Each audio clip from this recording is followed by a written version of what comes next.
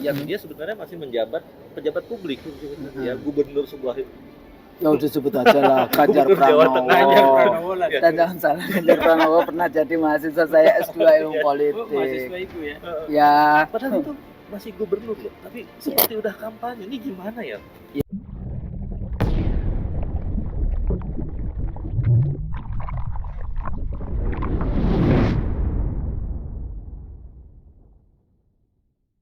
Warahmatullahi wabarakatuh. Pagi hari ini kita ada di kampus FISIP UI bersama profesor kita, guru kita Busno Maria, PhD ya, pakar politik, bukan pengamat politik. Bahkan dosen politik scholars ya, political scholars ya. Ini Bang Hanan ya, channel Fafifa TV, and ini Ibrahim Haji channel, dan mungkin nanti teman-teman yang channel-channel yang lain yang mau mengangkat juga di channelnya Bu Busno, CM Official. Itu insya Allah ya kita akan. Tapi juga ada IC Drilso dengan dan juga Ihsanuddin ada Nursi. channel pemilu yang channel baru. pemilu. Nanti semua ini akan naik. Tapi ya ini yang seru pasti adalah kita akan ngomongin soal pemilu, isu-isu pemilu terkini, dan ini pasti sangat relevan karena Bu Gusnul ini adalah scholars di bidang itu dan memang ahli tentang pemilu sebenarnya ya. Lembaganya namanya CEPP, Center for Election and Political Parties. Nah, itu memang tentang pemilu. Jadi Prof, jadi ini ada fenomena kebiasaan manggilnya Prof. Nanti diprotes kayak Rocky dipanggil Prof apa sih itu sih. Iya. Dulu. Bukan. Enggak, sama Karni. Padahal beda. Ini social professor. Oke, Bu Gusnul, jadi semua pemilu masih tahu 2020. Udah dekat Maret, ini. Udah dekat ya. 10 bulan lagi lah. Februari. Udah rame banget ini ya. Kan Valentine Days. Rame Iya, banget. betul. Bahkan ada salah satu baca pres yang dia sebenarnya masih menjabat pejabat publik, ya gubernur sebuah. Ya udah sebut aja lah, Ganjar Gubernur Jawa Pranowo. Tengah. Ganjar Pranowo lah. Dan jangan salah, Ganjar Pranowo pernah jadi mahasiswa saya S2 ilmu politik. Mahasiswa ibu ya. Ya, Padahal itu masih gubernur loh, tapi seperti udah kampanye, ini gimana ya? ya, Bu Gusnul ya, kita jadi nih. ya, jadi gini. Tapi ini bukan dalam rangka, bukan berarti kita mendukung yang lain ya. Enggak. Jadi kita bukan, kita saya juga nggak mau netral, tapi menjelaskan. Jadi di dalam konteks itu nggak boleh netral. Kalau netral itu kan berhenti.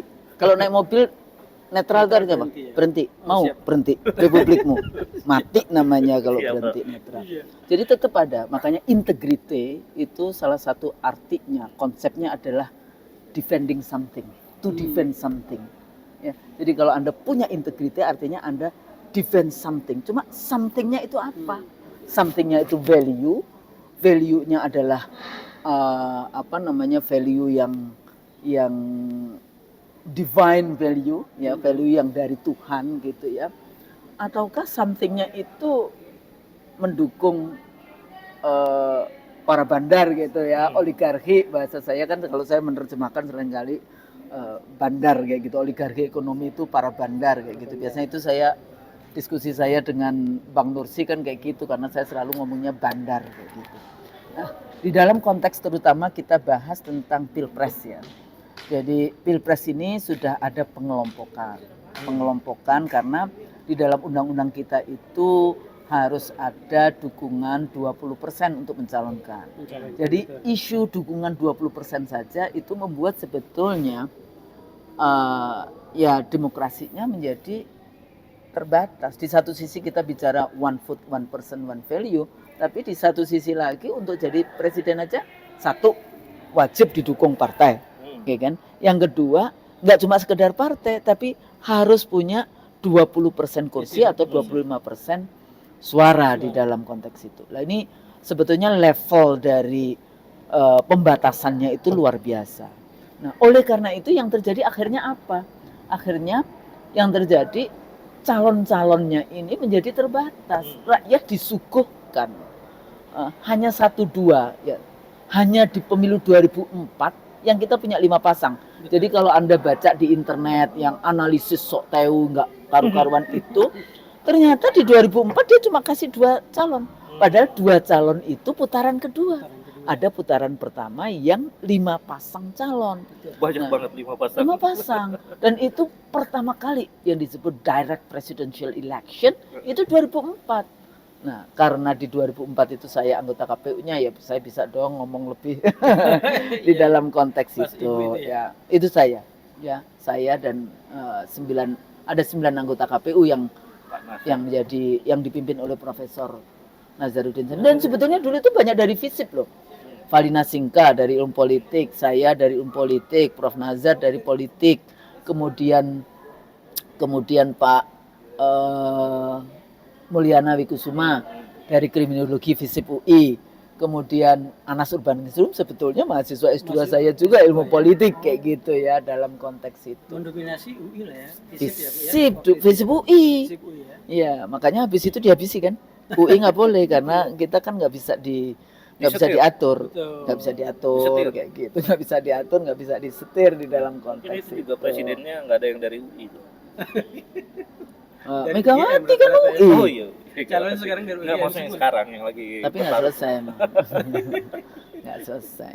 Ya, nah, tapi kalau saya sih, saya bukan orang yang UI sentris ini, enggak. Saya bukan yang model kayak gitu. Tapi apakah Anda belajar dengan benar? Ataukah Anda belajar tesisnya dituliskan? Sekarang kan banyak pejabat nih, kalau enggak doktor honoris causa, profesor honoris causa, ya. Pertanyaan saya dulu kalau pejabat-pejabat di kelas saya, Anda itu ya nggak perlu kuliah kalau Anda jabatan Anda terlalu tinggi seperti ini. Karena apa? Saya nggak yakin Anda menulis sendiri nanti tugas-tugasnya. Pakai staff atau ghostwriter. Akhirnya pakai ghostwriter. Dan itu sangat sering, misalnya dari wakil ketua umum partai apa kayak gitu sudah berdoa mudah-mudahan bukan Bu Husnul yang jadi timnya. Nggak taunya saya tanya kayak gitu kan, belum apa-apa Anda punya waktu 10-15 menit menjelaskan disertasi Anda. Ini S3 loh ya.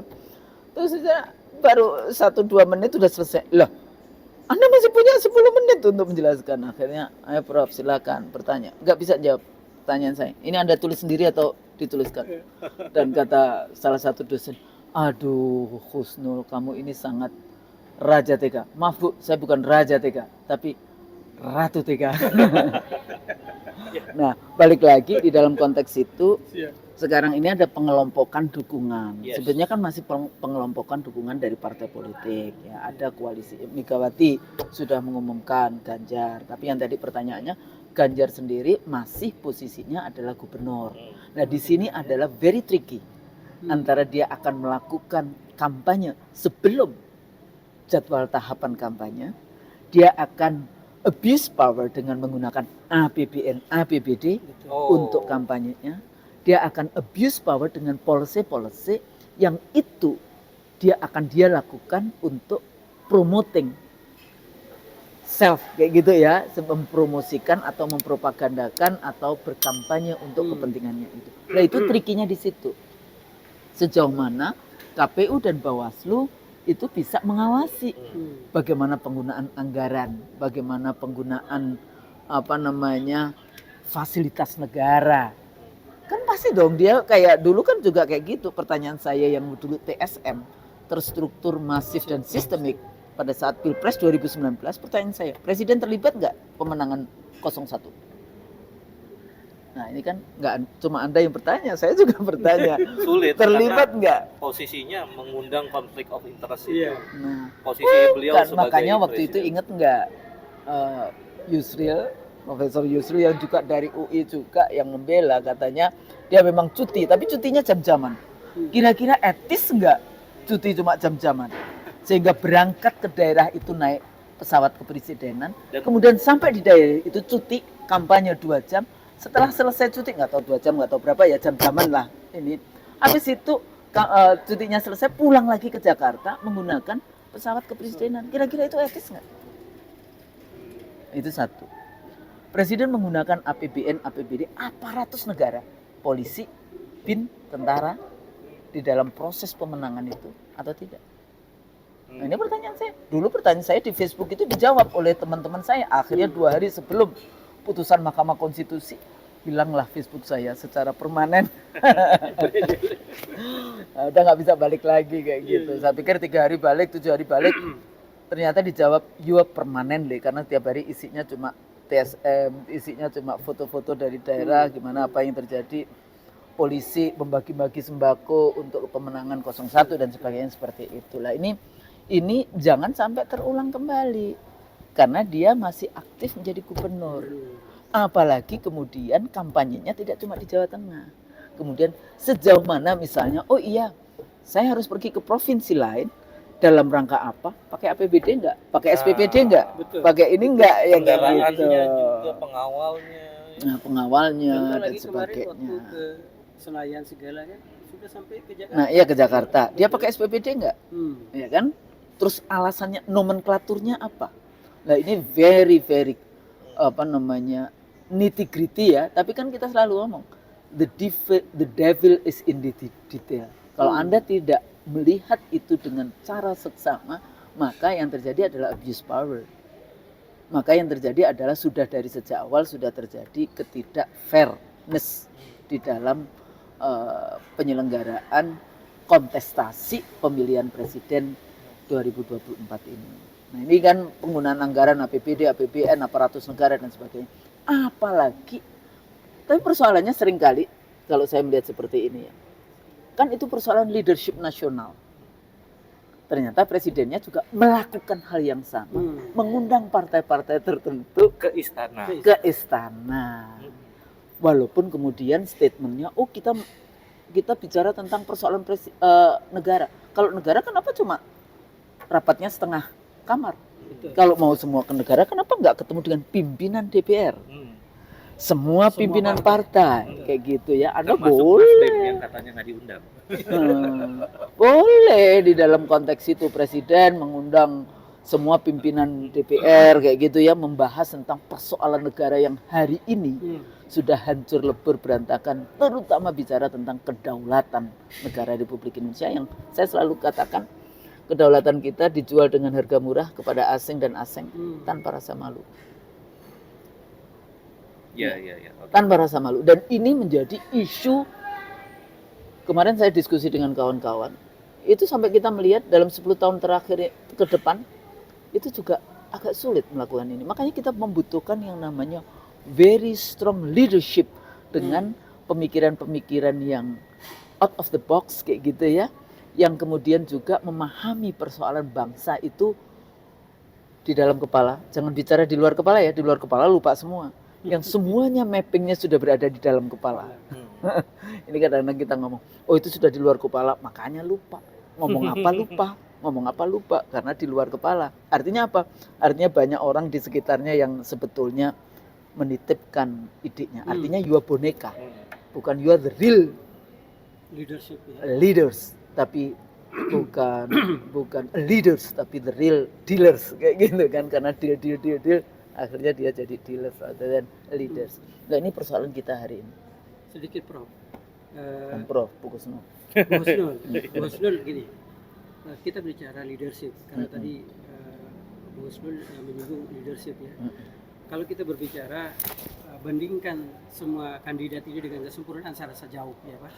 Tapi kalau kita mau melihat track record, mungkin rekam jejak, ya kan, rekam prestasi, rekam karya atau rekam ide, dua kandidat ini boleh kita sebut nih, Ganjar dan Anies Baswedan seperti apa menurut Bos? Ya kan ditambah Prabowo juga dong, kasihan dia kan juga ini. Oke, ditambah Prabowo jangan ya. di left out dia. Kan sekarang dia karena dia punya partai. Ya tapi kan dia punya partai. Kemungkinan kan kita juga siap. Sebelum itu didaftarkan kepada Komisi Pemilihan Umum. Dan itu kira-kira bulan Oktober ya? September Oktober lah. Iya, tapi sampai Oktober kalau nggak salah ya. Berarti masih Bu Husnul ini masih optimis Pak Prabowo bisa ya? Saya persoalannya bukan optimis atau tidak optimis, tapi membaca keinginan yang ada di dalam itu ada Prabowo. Kan ini Prabowo dengan Muhaimin, walaupun Muhaimin juga masih ini, atau Prabowo dengan siapa yang Golkar? Erlangga kayak gitu ya. Golkar ini juga dia sebagai partai yang sebetulnya kuat secara struktur karena dia warisan dari Orde Baru. Secara struktur sebetulnya secara kader sebetulnya cukup banyak kader-kader kuatnya di Golkar dibandingkan yang lainnya. Ini kan masih cap cip cup setiap kali kayak gitu. Tapi selalu kurang dapat mengambil momentum untuk berani mengambil posisi ya ya very quick decision making kayak gitu ya di dalam konteks itu, akhirnya left out melulu kayak gitu. Dan kemungkinan juga Golkar itu kurang kuat atau gini, selama ini dia menjadi the government party, partai Selalu pemerintah. ada di pemerintah ya. Ya, tidak hanya cuma the ruling party tapi the government party. Jadi pada saat reformasi itu menjadi kayak shock culture kayak gitu kan. Bagaimana saya harus jadi oposisi? Ya, kayak gitu, karena selama ini selalu jadi penguasa dari the ruling party yang kayak gitu kan. Nah, itu juga jadi masalah. Terus kemudian Anies yang PKS Nasdem, cukup nggak itu 20%? Dia juga kurang. PKS Nasdem Demokrat kayak gitu ya. Nah, makanya kenapa ini kan selalu ada kekuatan istana selalu mencoba untuk bermain di dalam konteks bagaimana ya sebelum terdaftar bagaimana mereka selalu kompetitif kayak gitu kan. Bahasanya penjegalan dan sebagainya di politik dia akan melakukan itu. The liberal Machiavellian election, pemilu terbuka tapi penuh dengan tipu-tipu muslihatnya itu di situ. Dan kemudian PDIP sendiri juga nggak cukup kan? Cukup. 19, sekian. Enggak, dia 21 apa 20, apa 21. Dia emang sendiri dia. Dia cukup dapat ya? tambahan. Coba dicek dari deh. P3. Sebenarnya sendiri cukup dia 20%.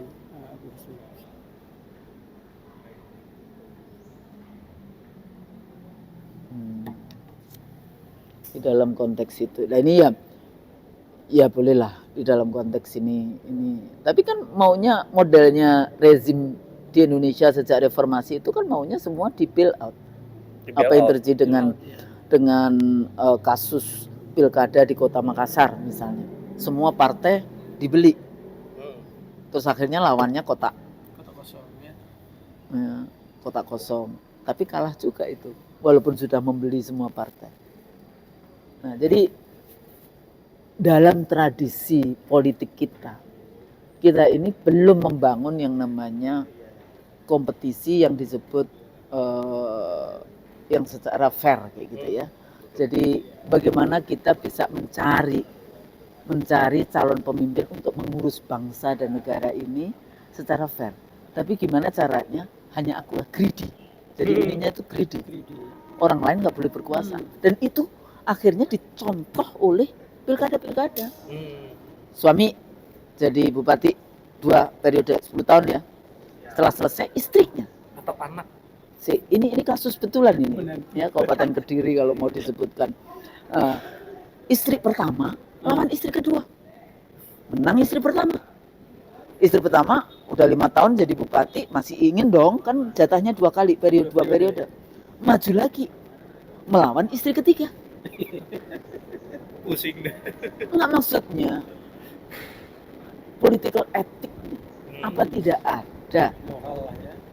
Apa tidak ada orang lain di kabupaten itu? Apa tidak ada calon-calon lain di antara partai-partai itu yang mampu mengurusi negara Republik Indonesia atau kabupaten, apakah wali kota, ya, apakah provinsi? Nah, ini menjadi tradisi.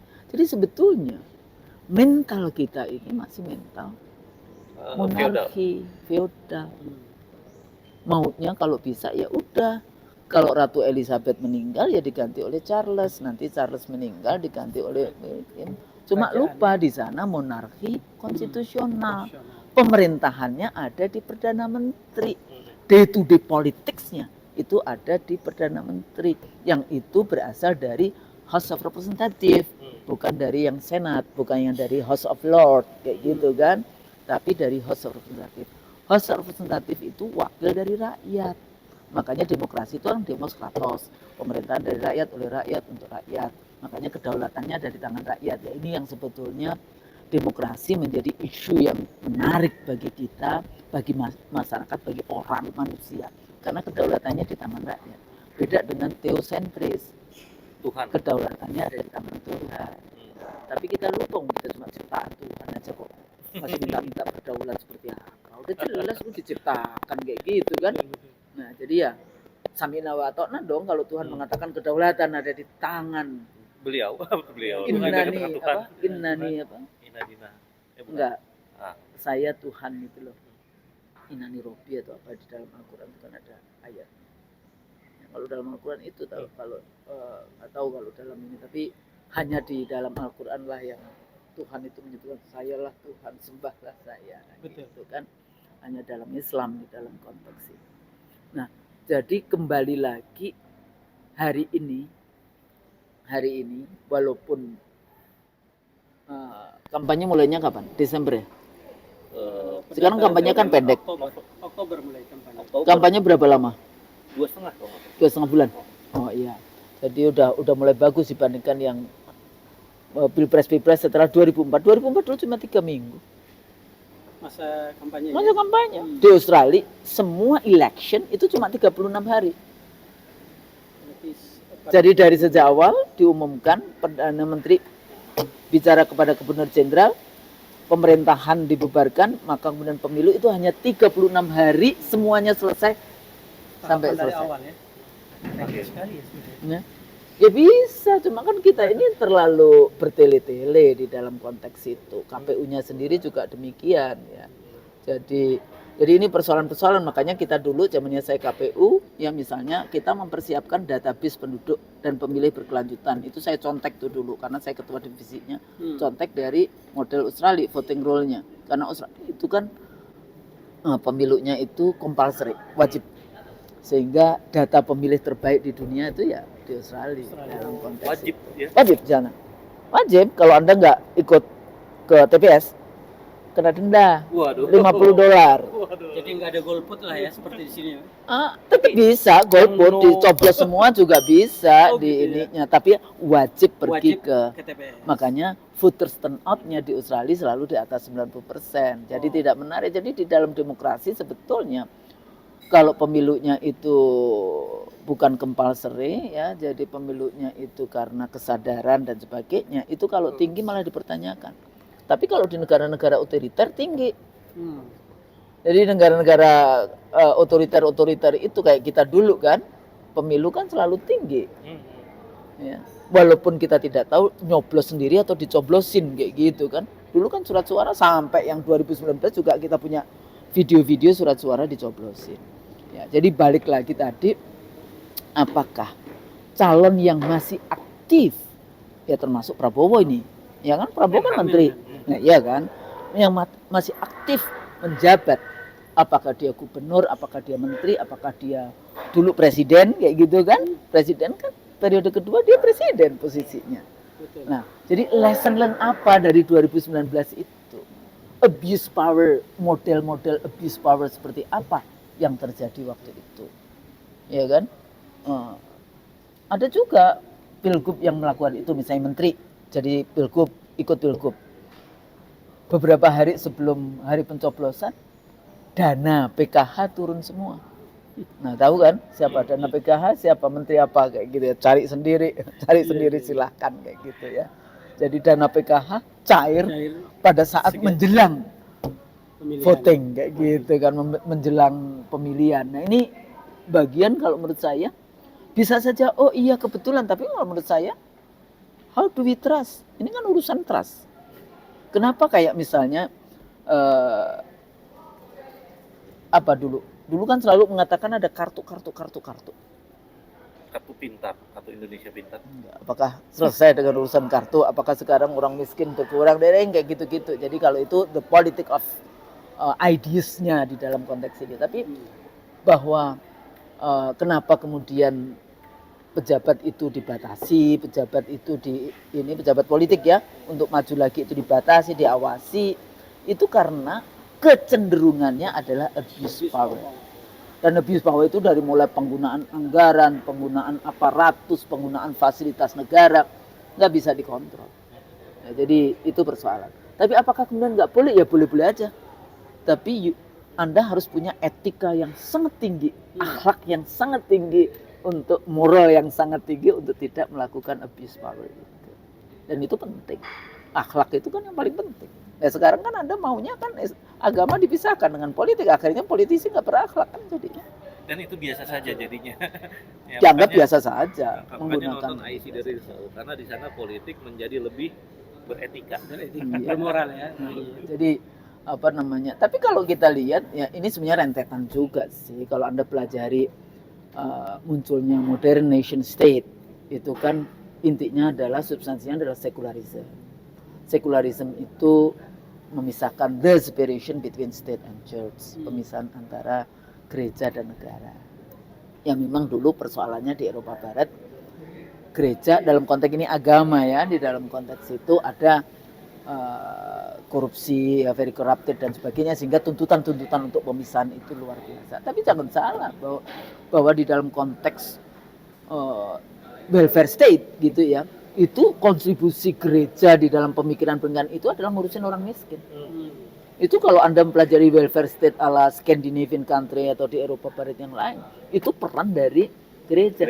Jadi kalau Anda mempelajari ilmu politik ya, textbook ilmu politik dari barat maksudnya yang non Islam kan Anda berpikir yang dari barat pasti universal, enggak juga kayak gitu kan, karena itu Kristen di dalam konteks itu ya, tradisi Kristennya. Tapi lesson learn-nya adalah di situ, welfare state, ngurusin orang miskin itu gereja. Makanya seluruh textbook yang itu kalau memasukkan lembaga-lembaga sosial di dalam konteks itu selalu church, family and church kayak gitu ya, keluarga dan gereja. Yang sekarang ambruk juga gitu ya, institusi keluarga ambruk, institusi gerejanya juga ambruk.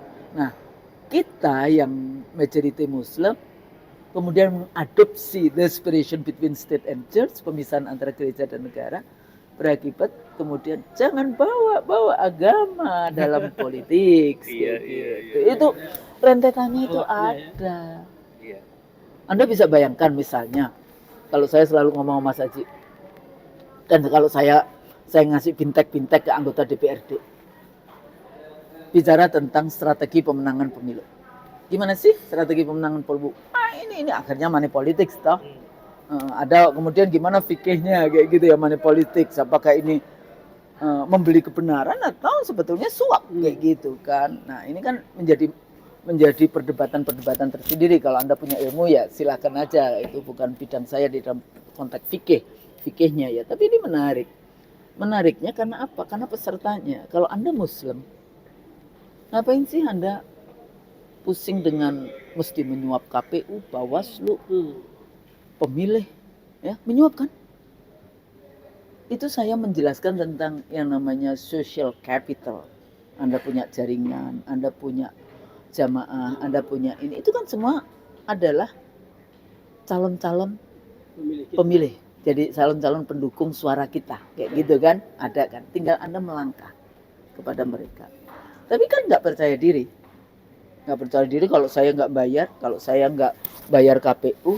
Bahkan terakhir saya mau balik dari kampung itu ada pedagang yang, iya Bu, saya dibayar 50.000. Ini di desa saya loh ya. Bayangkan loh, 50.000 pedagang. Ya mungkin karena pedagang ya. Jadi kalau dikasih cuma 20.000 nggak ngefek kayak gitu ya. 50.000.